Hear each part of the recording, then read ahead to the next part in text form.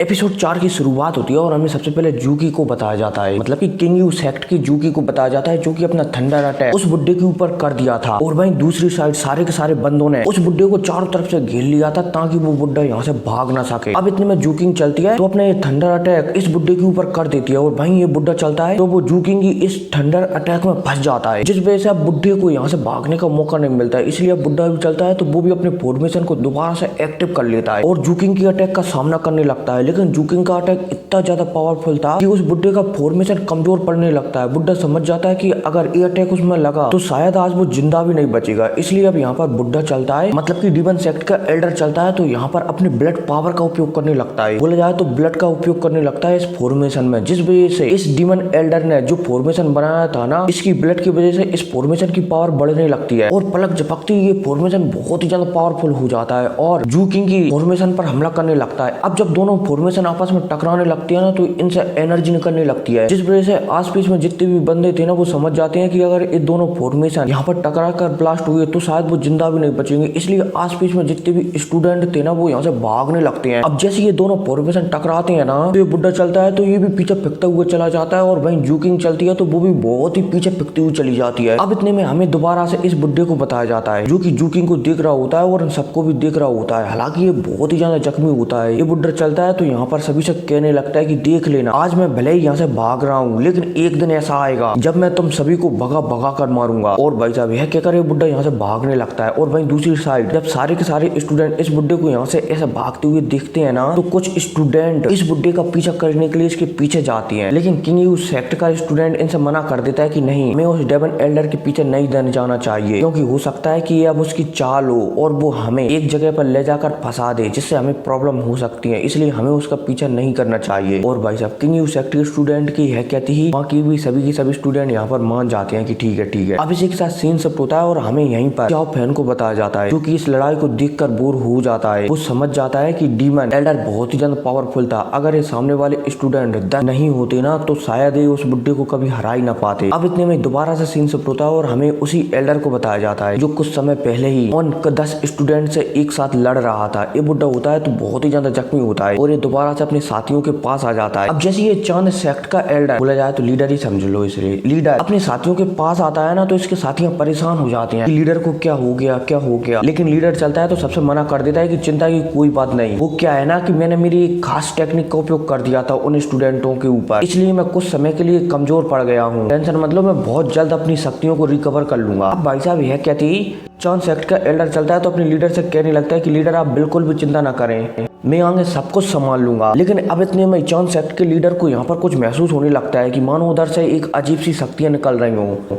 ऐसा लग रहा था कि मानो उधर ही वो ट्रेजर आने वाला हो जो ट्रेजर लेने के लिए वो यहाँ पर आए हैं। अब भाई साहब चांद सेक्ट का लीडर ये कहता ही है, तभी चांद सेक्ट के लीडर का जो सबसे खास आदमी था ना वो अपने लीडर से कहने लगता है कि लीडर मैं जाकर देखता हूँ कि वहाँ पर क्या हो रहा है। और भाई साहब यह कहती वो साइड निकल जाता है जिस साइड से अजीब सी शक्तियां महसूस हो रही थी। अब ये बंदा वहाँ पर जाता ही है तभी यहाँ पर चारों तरफ पॉइजन फैलने लगता है। अब जैसे ही चांद सेक्ट का लीडर एक पॉइजन फैलता हुआ देखता है ना तो वो हैरान हो जाता है कि यहाँ पर आखिर चल क्या रहा है, चारों तरफ इतना पॉइजन क्यों फैल रहा है। अब इतने में यहाँ पर परेशान होता ही है तभी यहाँ पर बू यान आ जाता है। अब जैसे यहाँ पर बू यान आता है ना तो वो चांद सेक्ट के लीडर से पूछने लगता है कि एल्डर आप किसे ढूंढ रहे हो, कहीं ऐसा नहीं आप इस आपके सबसे खास इंसान को ढूंढ रहे हो, सॉरी पर वो तो मेरे हाथों से मारा गया, आज से अब वो आपको कभी भी देखने को नहीं मिलेगा। और भाई साहब जैसे ही बूयान ने कहता है ना तो चांद सेक्ट का लीडर गुस्सा हो जाता है कि क्या तुमने मेरे सबसे खास आदमी को मार डाला, तुम्हें पता है कि तुमने कौन सा गुनाह कर दिया, शायद इसका हिसाब तुम्हारे पूरे के पूरे बांगडू सेक्ट को देना होगा। और हाँ जो बूयान है ना ये बांगडू सेक्ट का यंग मास्टर है, ठीक है। अब यहाँ पर बूयान चलता है तो चांद सेक्ट के लीडर से कहने लगता है कि नहीं आपको ऐसा नहीं कहना चाहिए, भला मेरा सेक्ट आपके गुस्से का शिकार क्यों बने, क्योंकि मैंने तो आपके किसी भी चांदी सेक्ट का मेंबर को नहीं मारा है। और भाई साहब बूयान एक कहता है तभी यहाँ पर जुई की बड़ी बहन आ जाती है। अब जैसी जुई की यहाँ पर बड़ी बहन आती है ना तो वो अपनी शक्तियां फैलाने लगती है जो कि चांबारी शक्तियां होती हैं। अब जैसी जुई की यहाँ पर शक्तियां फैलती है ना तो चांद सेक्ट के बहुत सारे स्टूडेंट जुई की खूबसूरती में अटक कर रह जाते हैं। अब इतने में यहाँ पर जैसी जुई की बड़ी बहन आती है ना तो वो चांद सेक्ट के लीडर से कहने लगती है कि तुमने मेरे सेक्ट के डिसाइबल बोले जाए तो स्टूडेंट को मार दिया था, इसलिए मैंने एक जान के बदले एक जान ले लिया है, और अगर तुम अब इस मामले को आगे बढ़ाना चाहते हो तो मैं यहाँ पर लाशों को बिछाने के लिए तैयार हूँ। और भाई साहब जूही की बड़ी बहनें कहती है, तभी यहाँ पर चारों तरफ काले बादल छाने लगते हैं और हमें बताया जाता है कि यहाँ पर अब सियाओ फैन भी आ चुका है। अब जैसे यहाँ पर सियाओ फैन आता है ना, तो वो चांद सेक्ट के 8 से 10 स्टूडेंटों की शक्तियां ही खा जाता है, और तो और उसके आते ही यहाँ पर चारों तरफ एकदम खौफ फैल जाता है। अब इतने में हमें चांद सेक्ट के लीडर को बताया जाता है, जो कि समझ जाता है कि शायद इन तीनों के तीनों बंदों ने मेरे चांद सेक्ट को यहाँ पर फंसाया है, ताकि वो मेरे चांद सेक्ट को यहाँ पर पूरी तरह से जड़ से खत्म कर सके। अब इतने में यहाँ पर बू यान चलता है, तो वो चांद सेक्ट के स्टूडेंटों को लालच देने लगता है कि अगर कोई भी यहाँ से भागना चाहे वो भाग सकता है, वरना यहाँ पर कोई भी जिंदा नहीं बचेगा। और भाई साहब जब चांद सेक्ट के स्टूडेंट बुयान की बातें सुनते हैं ना, तो यहाँ से वो भागने लगते हैं। अब जैसे ही चांद सेक्ट का लीडर अपने स्टूडेंटों को ऐसे भागते हुए देखता है ना, तो वो समझ जाता है कि अब वो शायद यहाँ पर अकेला ही रह गया है। अब इतने में चांद सेक्ट का लीडर को सोचता है, और फिर सोचने के बाद यहाँ पर सियाओ फैन से कहने लगता है कि मुझे पता है कि तुम यहाँ पर मुझे खत्म कर सकते हो,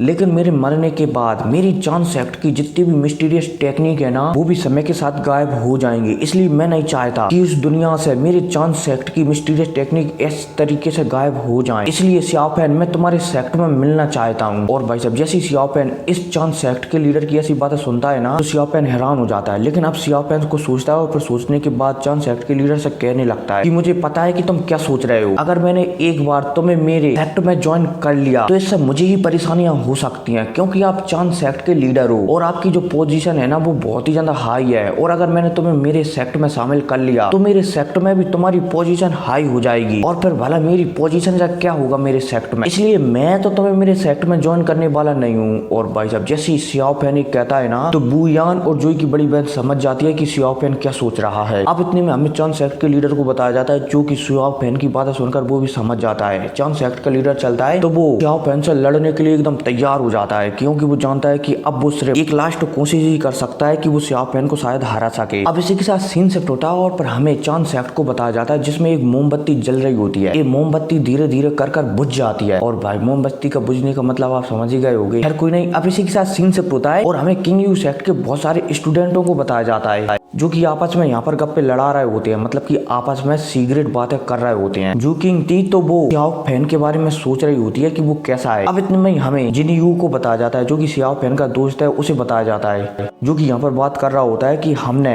जंगल का बहुत सारा एरिया छान मारा है, लेकिन अभी तक वो ट्रेजर हमारे हाथों में नहीं लगा है। ये भी पता नहीं है कि वो ट्रेजर कहाँ पर है। हमें बहुत जल्द उस ट्रेजर को ढूंढना होगा, वरना शायद डीमन के हाथों में वो ट्रेजर पड़ जाए। अब इतने में स्टूडेंट चलता है, तो यहाँ पर सभी को समझाने लगता है कि वेस्ट रीजन का गहरा हिस्सा बहुत ही ज्यादा खतरनाक है, इसलिए हम वहाँ पर नहीं जा सकते। इसलिए हम हमारे टोकरी की 2 टुकड़ियां बनाएंगे। बोला जाए तो कमजोर कमजोर स्टूडेंट अलग रहेंगे और मजबूत मजबूत स्टूडेंट अलग रहेंगे। जो भी पावरफुल स्टूडेंट है ना, वो वेस्ट रीजन के गहरे हिस्सों में जाएंगे, ताकि उस जगह की वो तलाशी ले सकें, और जो भी कमजोर स्टूडेंट बचेंगे वो यहीं आस पीस रहेंगे, ताकि इस जगह पर अगर वो ट्रेजर आता है तो यहाँ से वो ट्रेजर को प्राप्त कर सके। और भाई साहब किंग यू सेक्ट के इस स्टूडेंट की बात यहाँ पर सभी के सभी बंदे मान जाते हैं। अब इसी के साथ सीन शिफ्ट होता है, और हमें डीमन ग्रुप को बताया जाता है, यहाँ पर बू यान, सियाओ फैन और जूही की बड़ी बहन ने चांद सेक्ट के लीडर को दफना दिया है। अब इतने में यहीं पर एक साइड से एक एनर्जी का पिलर निकलता है, जो कि आसमान तक जाता है, और इस एनर्जी के पिलर को निकलता हुआ देखकर यहाँ पर डीमन सेक्ट के जो 3 ग्रुप थे ना, वो अलग अलग चले जाते हैं, क्योंकि कोई भी ग्रुप किसी के साथ वो कीमती ट्रेजर बांटना नहीं चाहता था, इसलिए सभी के सभी अलग अलग चले जाते हैं। अब इसी के साथ सीन शिफ्ट होता है, और फिर हमें सियाओ फैन को बताया जाता है, जो कि